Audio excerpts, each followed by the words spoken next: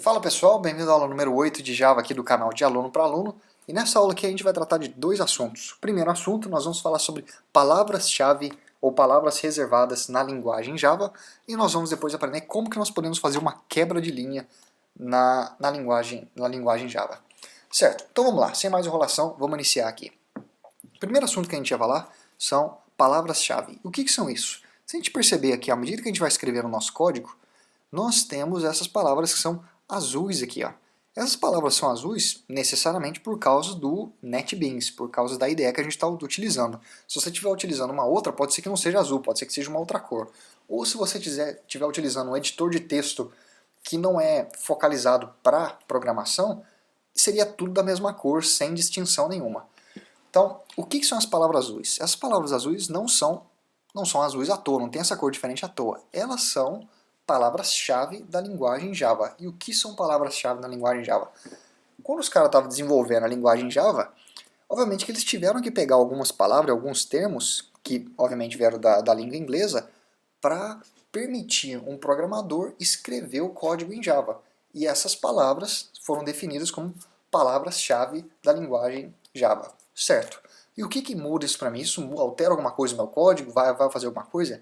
Na verdade, altera, é que a gente não encontrou nenhum caso, a gente não fez nenhum desses erros. Mas, por exemplo, se eu tentasse declarar minha variável x, que nós temos aqui no nosso programa, uma variável inteira, x, mas se em vez de dar o nome da minha variável x, eu quisesse chamar essa variável de, vamos dizer aqui, de true, que é verdadeiro. Olha só que a gente recebe um erro. E por quê?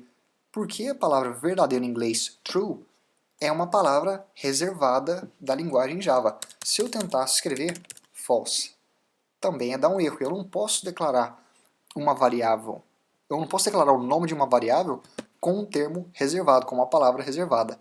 O que mais? Se eu tentasse digitar aqui, olha só, classe não está em azul? Se eu tentasse então fazer aqui, ó, class, também não vai dar certo, eu não posso fazer isso. Praticamente é isso. Aí você vai falar assim, mas é importante então eu decorar quais são as palavras-chave em Java?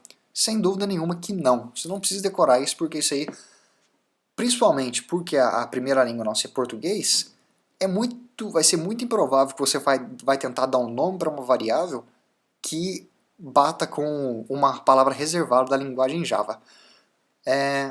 Mas, sim, é importante saber que existem essas palavras reservadas, e se você quiser perguntar assim, mas quantas são no total? Na verdade, existem 50 palavras reservadas na linguagem Java. Se você quiser ver a descrição completa, todas as palavras reservadas, eu vou deixar aqui um link na descrição do vídeo, que leva lá para o blog do Diálogo para Aluno, onde você pode ver todas as palavras reservadas à linguagem Java. Como eu disse, não é importante decorar, nós vamos aprender provavelmente todas elas nas aulas que estão por vir, mas é só importante saber que existe e que se você estiver recebendo um erro, se você estiver tentando nomear sua variável e você está recebendo um erro que parece que não faz sentido e o nome da sua variável está em azul, pode ter certeza que é porque você está tentando nomear ou uma variável, ou um método, ou uma classe, ou um pacote com uma palavra reservada. Basicamente é isso.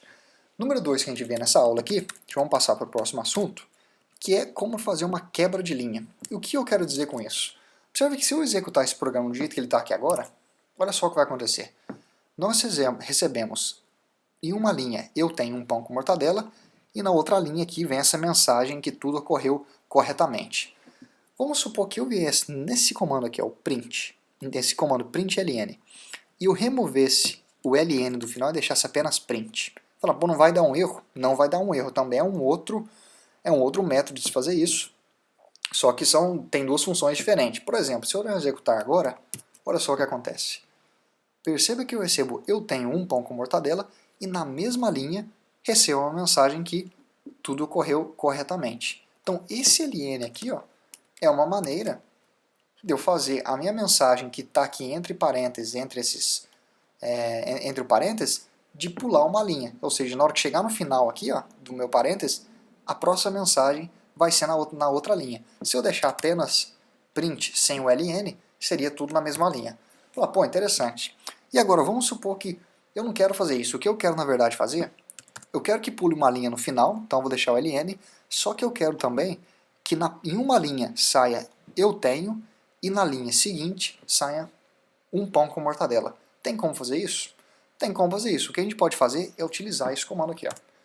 A gente vai escrever barra ao contrário N. Esse camarada aqui é o que vai fazer a quebra de linha pra gente. E onde ele estiver localizado é onde a linha vai ser quebrada. Se eu desse um executar aqui agora, olha só, eu tenho um pão com mortadela. Percebe que exatamente onde eu joguei esse comando foi quebrada a linha.